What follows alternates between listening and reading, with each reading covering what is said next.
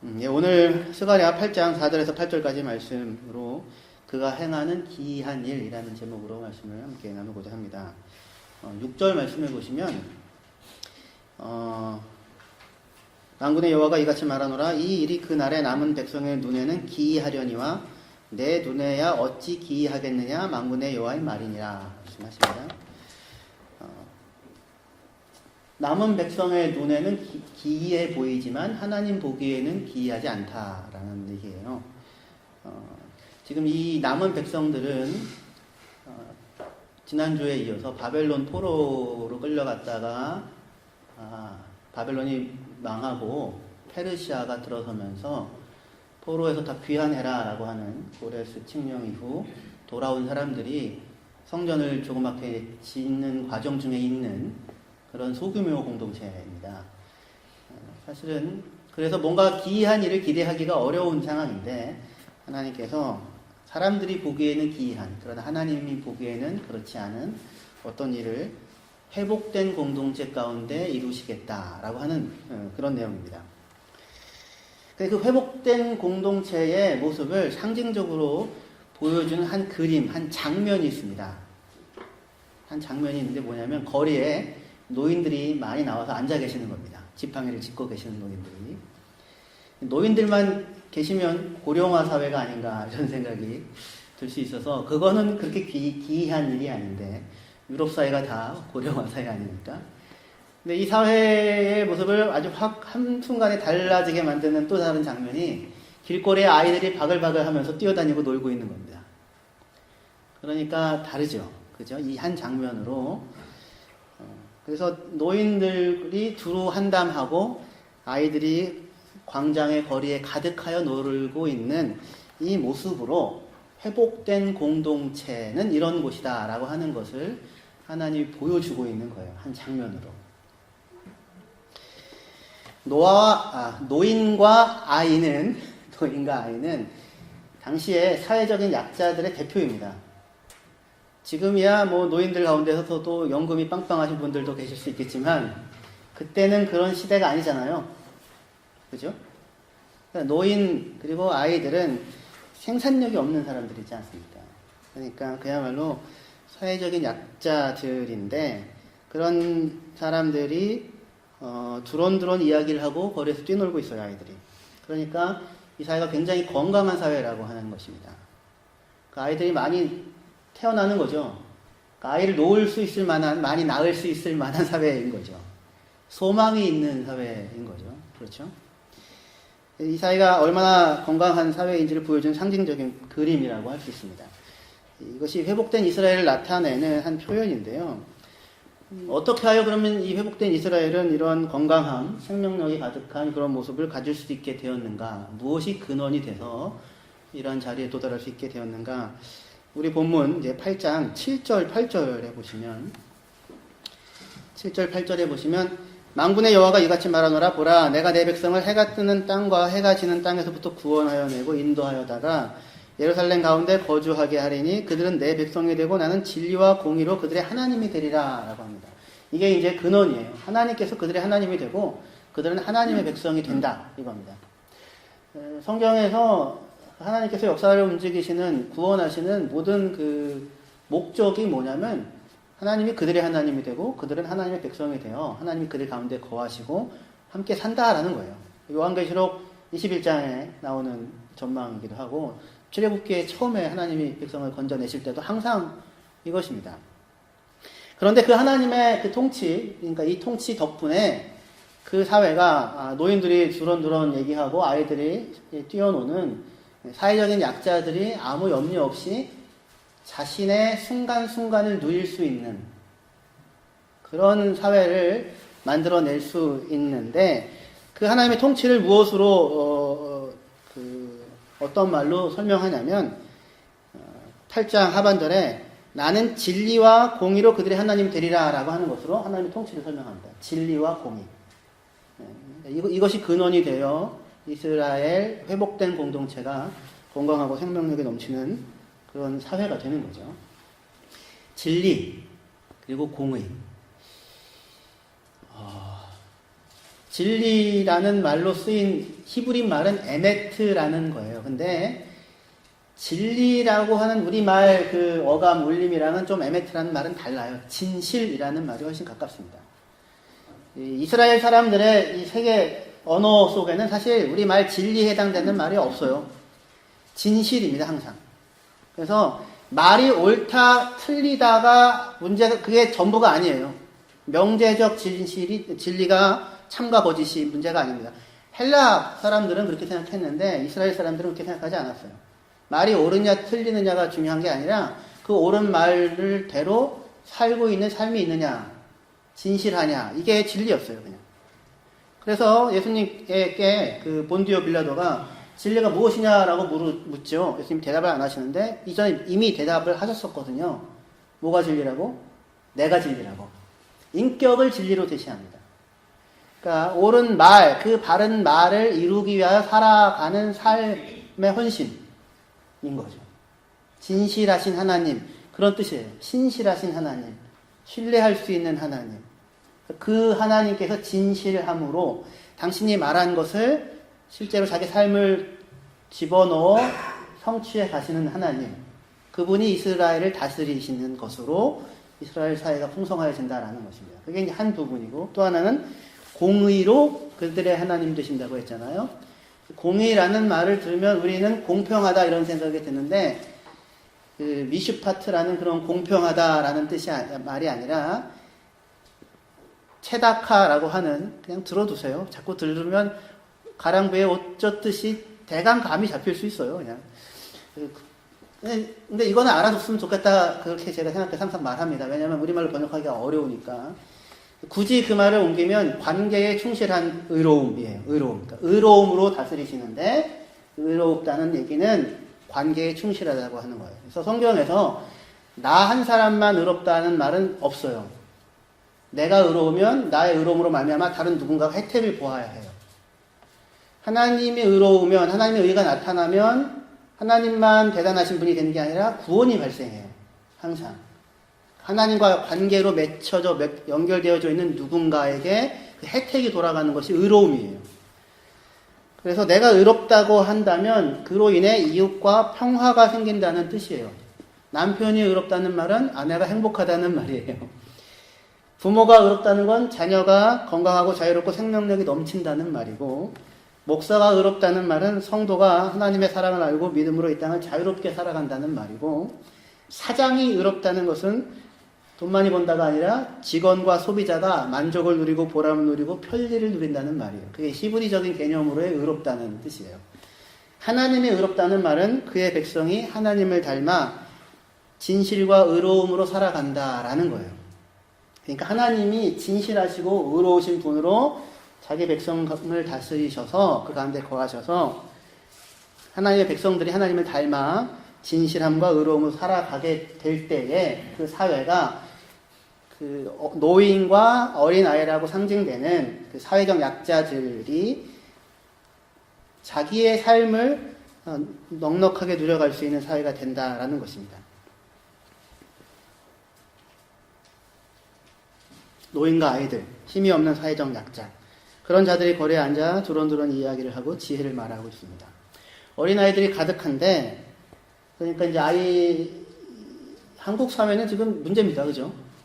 애를 낳지를 않는데 낳을 수가 없는 거죠. 낳아서 키울 일이 까마득한 거죠. 그리고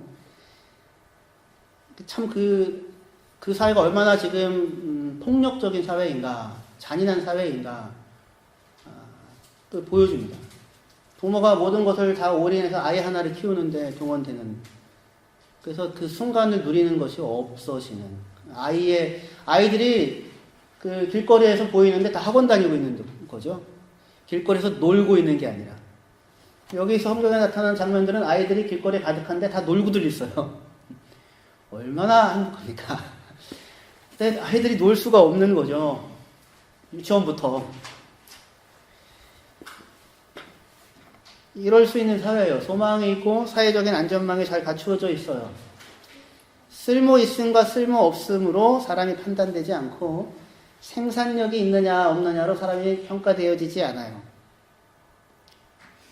돈이 많이 들어가는, 많은 걸 집어넣어야 유지되어지는 그런 사회적 약자들이잖아요. 사회적 약자들이라고 하는 게. 근데 그런 사람들이 자신의 순간을 넉넉하게 누리게 만들 수 있는 사회, 얼마나 대단한 사회입니까? 각자가 자기의 날들을 순간순간을 누려가고 있어요. 그러니까 이 사회는 지난주에 보았던 것처럼 고아와 과부와 나그네와 가난한 자가 압제받지 않고 국률과 인애가 누려지는 사회예요. 선지자들이 맨날 했던 얘기입니다. 스가랴 7장 9절에서 10절, 제가 지난주에도 읽었지만, 만군의 여호와가 이같이 말하여 이르기를 너희는 진실한 재판을, 진실하다는 게 아까 그 진리와 그 공의로 할 때 그 똑같은 거예요. 진실한 재판을 행하며 서로 인내와 한결같은 사랑과 긍휼을 베풀며 과부와 고아와 나그네와 궁핍한 자를 압제하지 말며 서로 해하려고 마음에 도모하지 말라.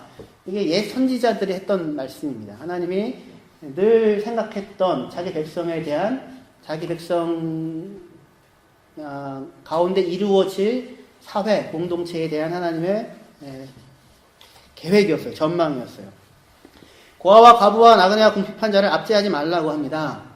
뭘 대단한 걸 해주라는 얘기가 아니고요. 압제하지 말래요. 무슨 얘기겠습니까?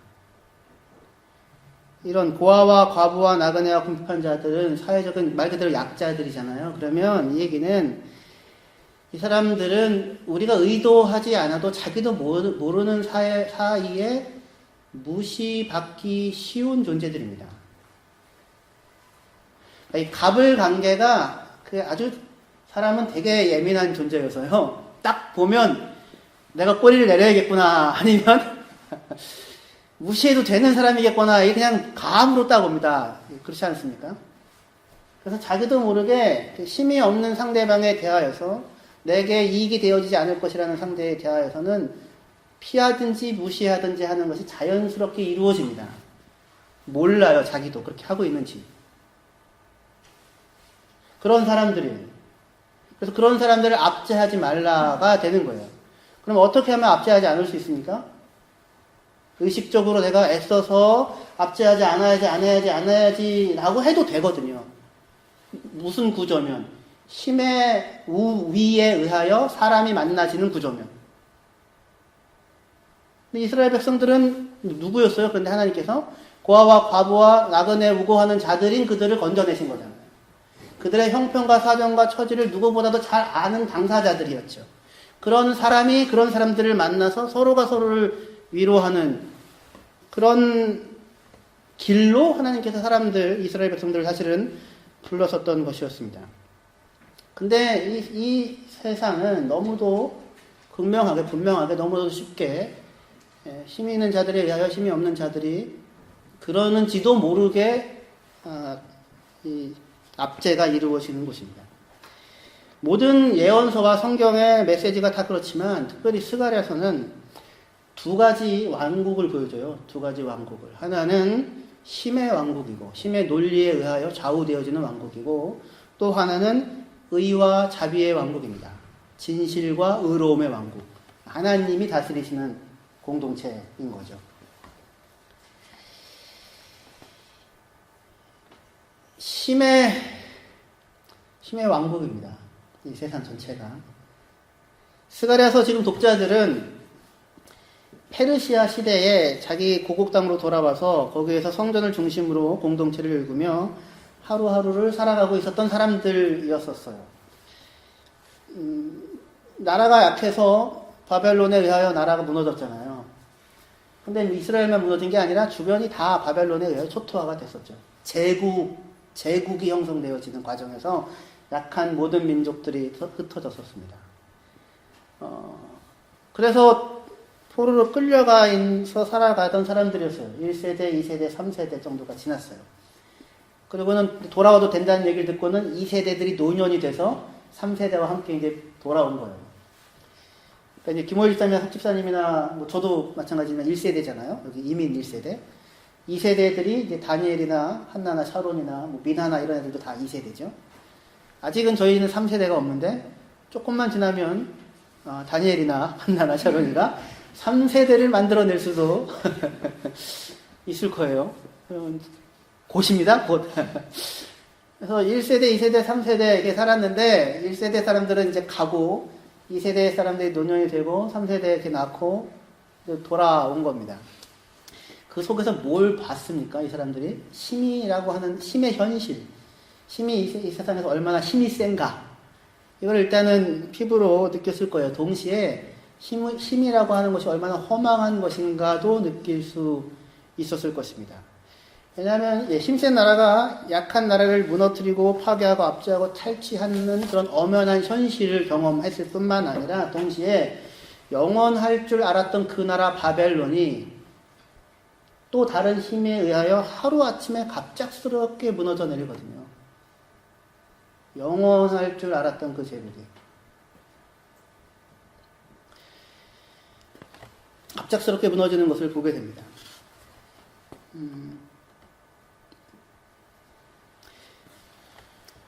그런 두 가지 이 모습들을 겪고서 돌아온 사람들이 작은 공동체를 이루고 있습니다. 한 5만, 많으면 5만 명 정도가 모여서 지금 한 나라를 이루고 있는 거예요. 작게라도 성전을 건축하고 나름 공동체를 이루고 있는 자들에게 하나님께서는 스가랴를 통하여 생각할 수 없는 이런 한 그림을 보여주는 겁니다. 노인들이 두런두런 담소하고 광장에 어린아이들이 가득하여 놀고 뛰어다니는 그림이에요. 공동체가 안정되어져 있고 약한 자들이 삶이 보장을 받는 사회입니다. 이런 이스라엘의 모습을 또 다른 관점에서 보여주는 것이 스가랴 2장인데 스가랴 2장 4절에서 5절에 보시면 이르되 너는 달려가서 그 소년에게 말하여 이르기를 예루살렘은 그 가운데 사람과 가축이 많으므로 성곽 없는 성읍이 될 것이라 하라. 여호와의 말씀에 내가 불로 둘러싼 성곽이 되며 그 가운데에서 영광이 되리라. 얘기해요. 그러니까 이 하나님의 전망 속에서 이스라엘 사람들이 그 예루살렘이 너무 사람들이 많아져가지고는 그 주위를 성곽으로 두를 수 없을 만큼의 규모가 된답니다. 근데 지금 현재 이스라엘은 많아야 5만 명이 모여 있거든요. 그래서 너무 규모가 적어서 성곽을 두를 수가 없어요, 지금. 그래서 이 예루살렘은 성곽 없는 도성이에요. 지금은 연약해서 성곽을 못 두르고 나중에는 사람들이 너무 많아가지고 도저히 주위를 둘를 수 없는, 성곽으로 두를 수 없는 그런 곳이 된다고 합니다. 근데 대신에 다른 존재가 성곽이 되어주는데 여호와 하나님께서 성곽이 되어주겠대요. 불성곽이 되어주겠대요. 그들을 지켜주는. 동시에 그 가운데 하나님이 거하시겠답니다.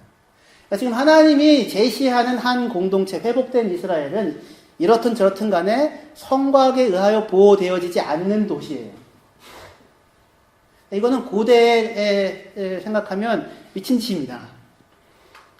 다 성곽이 있어야 보호가 되어지지 않겠습니까?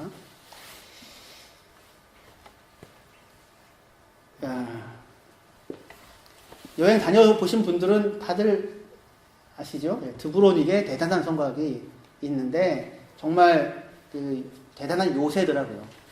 근데 그거죠. 한 번도 그 대단한 요새는 점령되어 받은 적이 없었을까요? 그렇지 않죠, 사실은. 하나님 자신이 성곽이 되어준다고 하는데 성곽이 대단하다고 해서 나라가 지켜집니까? 그렇지 않다는 걸 이스라엘 사람들은 바벨론 점령 때 배웠잖아요. 원래 난공불락의 요새거든요. 예루살렘 자체가 대단한 성곽으로 둘러싸여져 있는 곳입니다. 그런데 그 성곽도 바벨론을 막을 수는 없었거든요.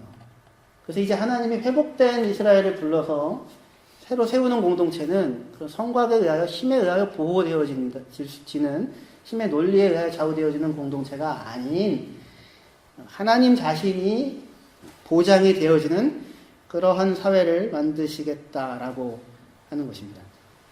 스가랴에 두 왕국이 나오는데 힘의 원리가 지배하는 왕국과 진실과 의로움이 지배하는 왕국이 있는데 그 가운데 하나님은 이 진실과 의로움이 지배하는 왕국을 이스라엘 가운데 세워놓으시겠다라고 하는 거예요. 스가랴 9장 9절에서 10절에 보시면 아주 유명한 구절이 나오는데요. 스가랴 9장 9절에서 10절에 보시면 시온에 따라 크게 기뻐할지어다 예루살렘에 따라 즐거이 부를지어다 보라 내 왕이 내게 임하시나니 그는 공의로우시며 구원을 베푸시며 겸손하여서 나귀를 타시나니 나귀의 작은 것 곧 나귀 새끼니라 내가 에브라임의 병거와 예루살렘의 말을 끊겠고 전쟁하는 활도 끊으리니 그가 이방 사람에게 화평을 전할 것이요 그의 통치는 바다에서 바다까지 이르고 유브라데 강에서 땅끝까지 이르리라 라고 말씀을 하고 있습니다. 하나님의 왕국이에요. 한 왕이 임합니다. 한 왕이 시온에 임합니다. 근데 그 왕은 공의로 구원을 베풀어요. 의로움으로 구원을 베풀고 겸손하여서 전차의 말이 아니라 나귀 새끼를 탄 왕이에요. 그리고는 활과 말들을 끊어버립니다. 그러니까 힘을, 군사력을, 무력을 자기의 힘으로 삼지 않는 어떤 존재예요. 그죠? 우리는 이 존재가 예수님이라고 신약 성경에서 이렇게 확인을 사실은 하게 됩니다. 이 회복된 공동체의 왕은 힘이 아닌 의로움으로 구원과 승리를 만들고 겸손하여 전차와 군마가 아니라 나귀 새끼를 타게 됩니다. 사람들이 생각할 때에는 아니 왕이면 힘이 있어야 되지 않겠는가 생각하지만 그렇지 않거든요. 시편 33편 16절에서 17절에 보시면 많은 군대로 구원 얻은 왕이 없으며 용사가 힘이 세어도 스스로 구원하지 못하는도다. 구원하는 데에 군마는 헛되며 군대가 많다 하여도 능히 구하지 못하는도다. 라고 하는 것이 맞는 말이죠. 맞는 말입니까? 틀리는 말입니까? 현실에서 보는 거죠. 많은 군대로 구원 얻은 왕이 없으며 용사가 힘이 세어도 스스로를 구원하지 못한다고요. 구원하는데 군마는 헛되고 군대가 많다 하여도 능히 구원하지 못한다. 이게 현실이거든요. 역사의 아이러니입니다. 페르시아의 다리오 왕 때 490년에 페르시아와 그리스가 한판 붙습니다. 누가 이길까요? 당연히 페르시아가 이길 것이라고 생각을 하죠. 전세가 뭐 대단하니까 페르시아가. 근데 마라톤 전쟁에서 지거든요. 페르시아의 다리오 왕, 대단한 왕이 대왕입니다. 대왕. 그래서 그 뒤에 아들 아하수에로가 그 에스더의 남편 아하수에로가 10년 동안 절치부심해가지고 어마어마한 군대를 끌어모읍니다. 근데 살라미스 해전에서 처참하게 패하거든요. 군대 규모로 보면 이건 게임이 안 되는 전쟁인데 근데 허망하게도 지게 됩니다. 세상에서 보는 거죠. 우리가 군대가 많아지고 힘이 많아지면 이스라엘의 전쟁은 항상 그런 거잖아요. 기드온의 전쟁도 300명당 몇 명입니까? 엄청난 군세 차이인데 힘이 강한 자들이 이라고 항상 전쟁에서 이기는 것이 아니라는 것이죠. 세상에서 언제든지 우리가 사실은 보고 있는 것입니다.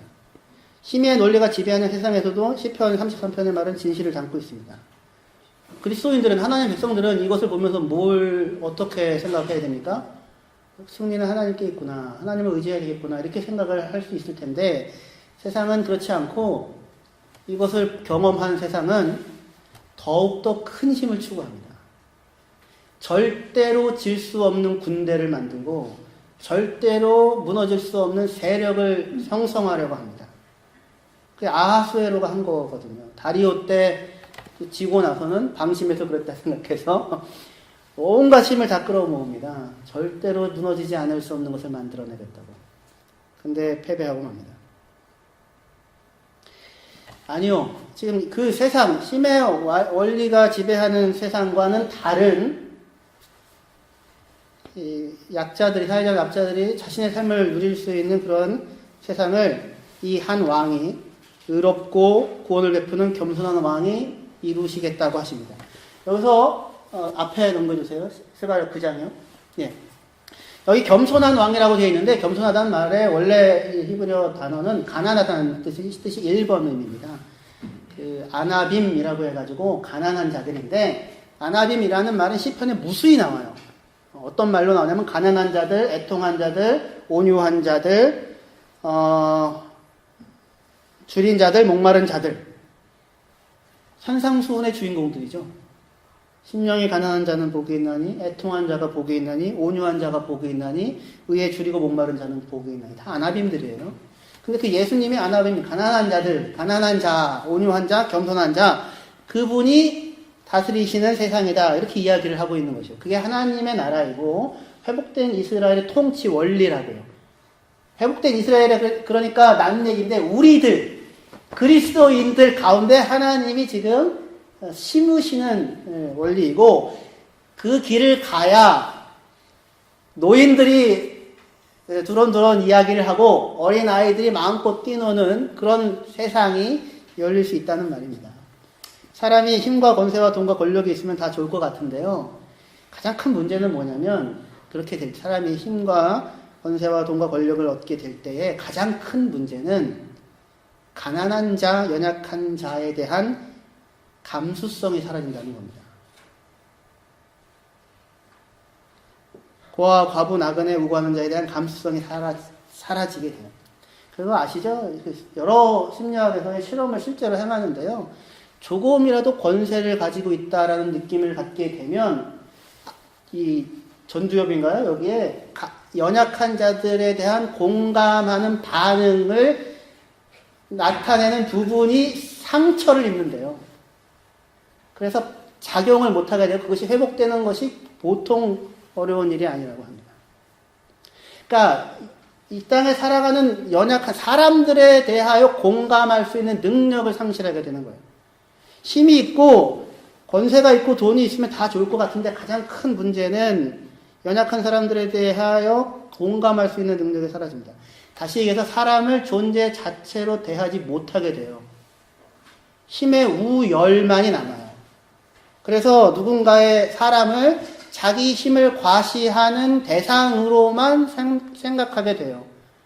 자기의 힘의 부속품이 되고 자기의 힘을 확인하는 대상으로 사람이 전락하게 되는데 그러면 누구도 전락되냐면 자기도 전락이 되는 겁니다. 인생이 지극히 가난해집니다. 삶의 감사라고 하는 것이 사라져요. 절대로 행복하지 않습니다. 도파민의 쾌감만을 추구해서 그 다음 더 강한 자극을 쫓아다닐 뿐이지 순간순간에 살아있음에 존재 자체에 감사를 느끼지 못하게 돼요. 만족이 되어질 수 없는 삶을 살아가게 됩니다. 사람은 권력을 가지면 부패합니다. 절대 권력은 절대적으로 부패합니다. 성경이 보여주는 회복된 공동체의 왕은 겸손하고 가난합니다. 예수님은 어디로 와요? 말구유로 온다고 했잖아요. 그런 곳에 태어납니다. 나사렛 사람으로 평생을 살다가 십자가에 죽으시는 것으로 끝을 내십니다. 물론 부활하시지만 하나님의 통치예요. 성경이 보여주는 인류 최후의 전쟁이 있습니다. 성경이 보여주는 어디나 보여주는 전쟁이에요. 그걸 아마겟돈 전쟁이라고 하기도 하고 곡과 마곡의 전쟁이라고 하기도 하고 스가랴 14장에서도 그런 최후의 전쟁이 나타나요. 뭐냐면 전 세계에 있는 모든 군대를 다 끌어모읍니다. 다. 스가랴 14장에서는 예루살렘으로 끌어모으고 무슨 아마겟돈 전쟁은 무기또 골짜기를 끌어모으고 하여튼 그런데 하여튼 똑같은 그 패턴이에요. 온 세계에 있는 모든 군대를 다 끌어모아서 성곽 없는 도시인 하나님의 백성을 치려고 모입니다. 그러면 어디가 이길까요? 아까 교사 예배 때는 제가 똑같은 걸 물었더니 하나님이요 이렇게 얘기를 하던데 깜짝 놀랐습니다. 깜짝 놀랐는데 누가 이길까요? 당연히 세상 사람이 생각할 때 세상이 이 뭔가 전쟁을 위해서 끌어모은 사람들이 이길 거라고 생각을 하죠. 그런데 이 아마겟돈 전쟁에는 곡과 마곡의 전쟁에는 스가랴 14장이든지 간에 그 일관되게 성경의 묘사는 뭐냐면 그렇게 대규모의 전쟁에 성곽도 없는 하나님의 백성을 치려고 올라오는데 너무나도 허망하게 이 군대가 한순간에 무너져 버립니다. 지진에 의해서든 무슨 천둥에 의해 번개에 의해서든 간에 그냥 몇 줄로 끝이 나요. 전쟁이. 스스로 무너져 내리기도 하고 하나님에 의하여 아무것도 아니더라 라고 하는 거예요. 이 세상의 힘이라고 하는 것입니다. 힘의 왕국이라고 하는 것이. 기이한 일이죠. 아니 아무것도 없는 성곽도 없는 그 작은 무리가 어떻게 대규모 군대를 무너뜨릴 수 있는가, 하나님의 백성이 승리할 수 있는가, 기이하다라고 생각할 수 있을지 모르겠는데 사람들이 생각할 땐 기이한 일이지만 하나님이 보시기에는 그게 기이한 일이 아니에요. 하나님이 보시기에는 너무 당연한 일이에요. 하나님이 보시기에는 뭐가 기이한 일이냐면 힘을 의지하고 세력을 의지하고 무기를 의지하고 돈을 의지하고 종교를 의지하여서 그게 뭔가 복을 줄 것이라고 자기를 구원할 것이라고 믿고 살아가는 인생이 한순간이라도 그렇게 살아가는 인생들이 기이한 거예요. 에스겔에 보면 두 가지 대조되는 그림이 나오는데 그냥 넘겨만 주세요. 목자가 양을 모으는 그림입니다. 이 그림은요. 포로로 끌려갔던 이스라엘 사람들을 하나님이 모으시는 거예요. 근데 이제 목자가 누구를 모으냐면 잃어버린 자를 찾고 쫓기는 자를 돌아오게 하고 상한 자를 싸매주고 병든 자를 강하게 하려니와 살찐 자와 강한 자는 내가 없애고 정의대로 그것을 먹으리라 합니다. 그러니까 하나님이 목자인데, 예수님이 목자인데 상한 자, 병든 자, 약한 자들은 다 데리고 와서 싸매주고 고쳐주고 치료해줘요. 근데 누구는 안 한답니까? 살찐 자와 강한 자는 없애겠답니다. 멸절시키겠답니다. 아니 무슨 살찐 자와 강한 자에게 무슨 이렇게 억하심정이 있다고 그러시는가 하는데 그 뒤에 보면 살찐 자와 강한 자들이 어떤 일들을 하냐면 살찐 양들, 강한 양들이 뭐를 하냐면 꼴을 자기만 먹고는 꼴을 망쳐버립니다. 물을 자기만 먹고는 물을 흙탕물로 만들어버립니다. 살찐 자와 강한 자니까 가장 먼저 좋은 꼴 있는 데 가서 먹겠죠? 그러고 나서는 못 먹게 하는 겁니다. 남들은. 지금 이 내가 못 먹으면 너라도 먹어라 해야 되잖아요. 그죠? 내가 못 먹으면 너라도 먹어라 해야 되는데 나는 먹겠는데 너는 먹지 말아라. 너는 자격이 없다. 그러고 있는 게 힘의 세상이에요. 이 세상을 약삭빠르게 살아가는 사람들입니다. 사람이 살이 찌고 힘이 있으면 이게 당연하다고 생각해요. 나만 먹고 망치는 것이. 왜냐하면 나는 열심히 먹어서 살이 찐 거고 나는 부지런히 움직여서 강해진 거라고 생각을 한단 말입니다. 너는 게으르고 무책임하고 무능해서 비실되고 병들었다라고 얘기를 해요. 그래서 강한 자들만, 부지런한 사람들만 잘 먹고 잘 살 수 있는 사회, 그러니까 그런 사회의 룰을 만들어야 한다고 얘기를 합니다. 세상 그렇게 호락호락하지 않아. 날로 먹으려고 하지 마. 이런 얘기를 하는 거죠. 근데 하나님은 그런 살찐 자와 강한 자는 없애버리겠다고 하세요.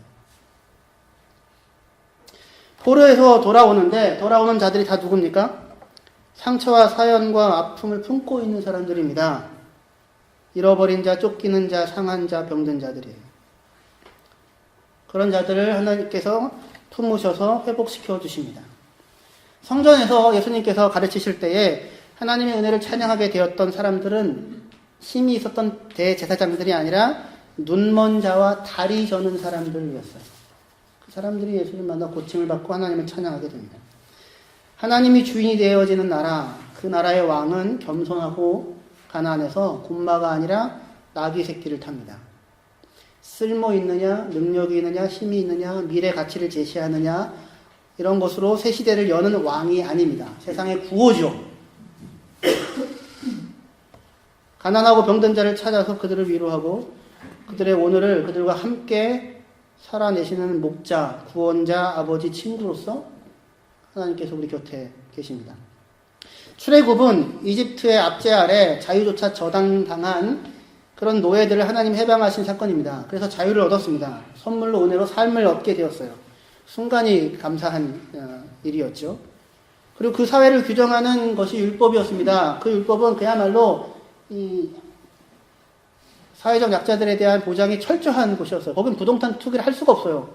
얘는 땅이 다 하나님 거거든요. 내가 돈 많이 해가지고 다른 걸 많이 사봐야 어차피 10년 지나면 다 돌려줘야 돼요. 면제년 7년마다 있어서 다 용서해야 되고 다 탕감해야 됩니다. 7년 단위, 50년 단위. 누구도 열심히 해가지고 강해지고 이런 게 될 수가 없었어요. 개중에 무슨 병든 가정이 있을 수 있고 또 특별히 그 지역만 자연재해를 입을 수도 있겠죠. 그래도 얼마든지 그 사람들이 살아갈 수 있는 사회적 안전망들이 있었어요. 밭을 벨 때 밭 내 귀퉁이는 안 뱄어요. 그런 사람들 먹으라고. 그리고 이 추수할 때 떨어진 낙가리는 줍지 말라고 했어요. 그런 사람들 먹으라고. 그게 하나님이 세우려고 하는 나라였었어요. 그런데 문제는 이스라엘은 한 번도 이 율법 규정을 지키고 살지 않았다는 겁니다. 부족한 재화가 문제가 아니라 무제한적인 욕망이 문제였어요. 이스라엘 사회도 부의 불균형과 부의 대물림이 가득한 곳이었습니다. 노예보다 더 비참한 삶을 사는 사람들이 너무 많았어요. 그래서 공평과 정의가 아니라 포악과 부르짖음이 가득한 땅이 되었습니다. 그러니 그 사회가 무너지지 않을 수 없지요. 안 무너지면 이상하죠. 결국 그 공동체는 무너지고 흩어지고 맙니다. 하나님은 이스라엘 백성이 그렇게 될 줄 몰랐을까요? 율법을 주는 처음부터 알았습니다. 온 세상과 똑같이 힘의 원리가 가득 지배하는 가난한 인간들이 살고 있는, 그러니까 가난하다는 게 심령이 가난한 게 아니라 채워도 채워지지 않는 것들로 자신을 채우고자 하는, 하나님 아닌 것으로 하나님을 삼고자 하는, 우상숭배거든요. 하나님 아닌 것으로 자기의 힘을 삼고자 하는, 하나님 아닌 것을 하나님으로 삼고자 하는, 가면 갈수록 생명이 나오는 것이 아니라 부패하게 되어지는, 절대 권력은 절대 부패하고 절대 부패한 권력은 무너지게 되는데, 무너진 자리에서 새로운 질서가 생겨나나요? 한 번도 안 그랬죠. 더 교묘한 권력들이 교묘한 압제와 교묘한 양극화가 진행이 되죠. 바벨론 치하에서 무너지고 페르시아 치하에서 고국으로 돌아온 이스라엘은 이후 400년간 때로 마케도니아, 때로 헬라 제국, 때로 로마 제국의 힘의 세상의 영향력 아래에 놓여 자신들의 생존을 위해 분투하며 살아가게 됩니다. 그때 예수님께서 오세요. 피에 젖은 땅, 눈물과 한탄과 고통으로 가득한 그 땅에 그들과 똑같은 모습으로 찾아오십니다. 예수께서 태어나시던 때에 자신의 권력을 지키려던 헤롯은 베들레헴 주위에 2살 아이들을 다 죽여요. 세상이죠. 권력을 잃지 않기 위해서 다른 누군가를 죽이는데 학자들의 계산에 따르면 아마 한 20명 정도의 아이들이 죽지 않았을까 그렇게 생각합니다. 그들의 눈물과 통곡을 성경은 기억하고 기록합니다. 예수는 그렇게 찾아오셔서 이 땅에서 그야말로 가난하고 병들고 약한 자들을 찾아다니시지요. 한 사람 한 사람. 그 찾아다닌 기록들을 성경이 다 기록하고 있죠. 우리들을 찾아오신 것이죠. 우리들을 찾아오신 얘기를 성경이 다 기록하고 있죠. 그리고 그들에게 하나님의 나라를 선포합니다. 그들에게 구원을 선포하고 그들에게 죄의 용서를 선언하고 그들이 하나님의 사랑을 받는 존귀한 아들과 딸이라고 말씀을 해주십니다. 하나님의 은혜가 아니면 누구도 스스로를 구원할 수가 없습니다. 그런데 하나님의 은혜에 거하게 되어지는 우리들은 우리 스스로는 우리의 힘으로 우리를 구원할 수 없습니다라는 말을 감사함으로 고백할 수가 있습니다. 왜냐하면 하나님이 그러한 우리를 사랑하시고 우리를 구원하시는 분이시기 때문입니다. 그리스도인은, 여기에 마지막 결론입니다. 그리스도인은 이 세상에서 성공하고 힘과 권력을 얻는 자들로 부름받지 않습니다. 아까 이게 만약에 저기가 되면 힘의 세상이 되는 거잖아요. 이건 절대로 성경이 가는 길이 아닙니다. 세상에서 성공하고 힘과 권력을 얻는 자들로 부름받지 않아요. 한국에 있는 어느 교회는 사립 초등학교 한 학기 등록금이 500만 원. 해외 유수한 강사들 모셔놓고는 애들을 가르쳐요. 그들만의 리그가 생기겠죠. 인맥이 생기고. 그래가지고 사회에 제1선의 엘리트를 만들어내는 것을 교회의 자랑으로 생각하는 안타까운 일이죠. 근데 거기에 다 몰려가고 있거든요. 교회는 그 길을 가지 않습니다. 그리스도인은 세상에서 성공과 힘과, 그럼 가난하고 찌질하게 살려는 얘기냐? 아니요.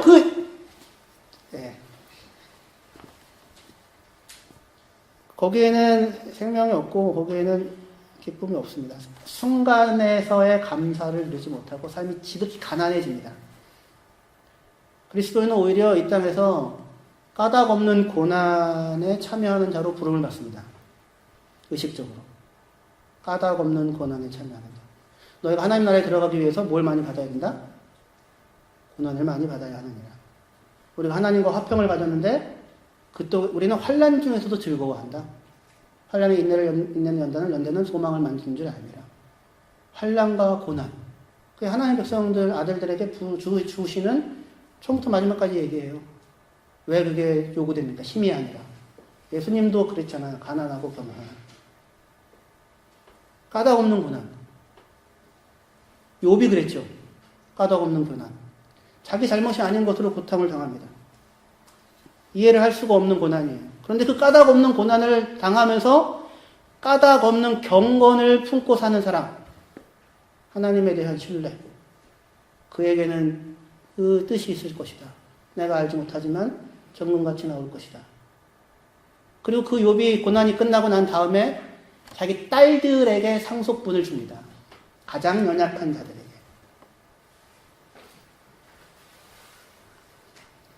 자기 잘못이 아닌 까닭없는 고난을 겪으면서 까닭없는 경건을 누리는 자가 성도입니다.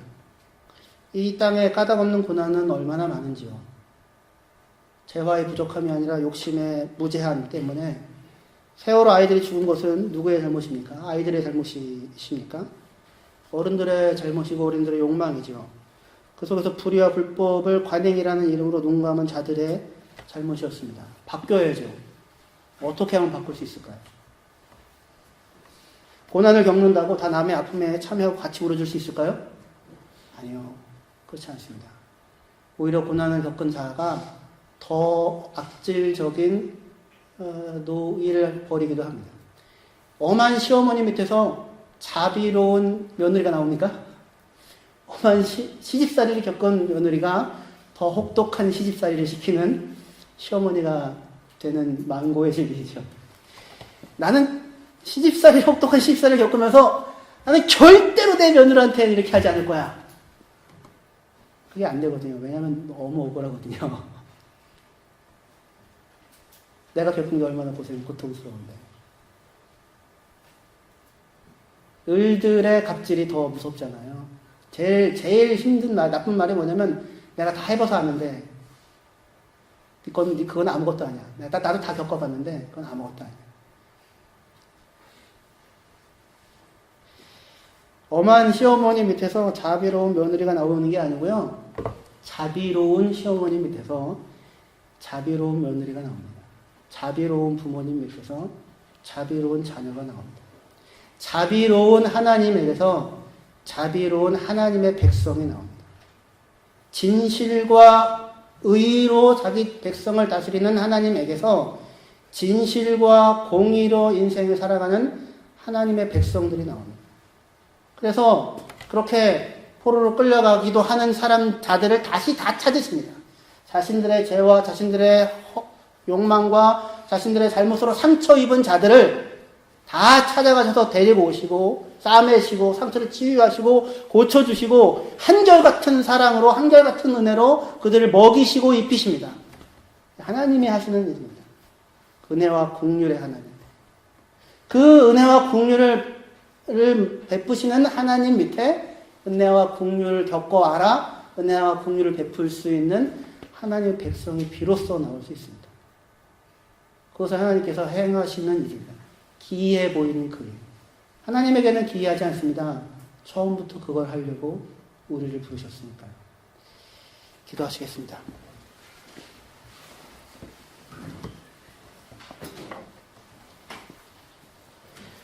하나님 아버지, 은혜와 사랑을 감사합니다.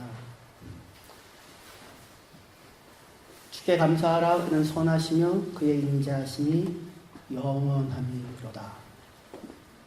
하나님을 조금이라도 맛보고 경험한 인생 가운데 하나님의 백성들은 누구도 어김없이 그의 인자하심과 진실하심이 무궁하며 영원함을 노래해야 합니다. 이스라엘을 향한 하나님의 크신 사랑을 노래하게 됩니다. 우리의 인생을 향한 하나님의 크신 사랑을, 십자가의 사랑을, 죄인된 우리를 외면하지 않고 건져내시고 우리와 함께 하시는 임마누엘 하나님의 사랑을 노래하게 됩니다. 그 긍휼과 자비를 입은 하나님의 백성들이 이 땅에서 긍휼과 자비와 진실함과 의로움을 경험하고 일구어내는 하나님의 사람들로, 사람들이 보기에 기이하나 하나님의 보기에는 당연하고 기이하지 아니하는 그러한 사람들로 이 땅을 온전하게 살아나가는 자들이 저희들이 되어지게 하여 주시옵소서. 예수님의 이름으로 기도합니다. 아멘.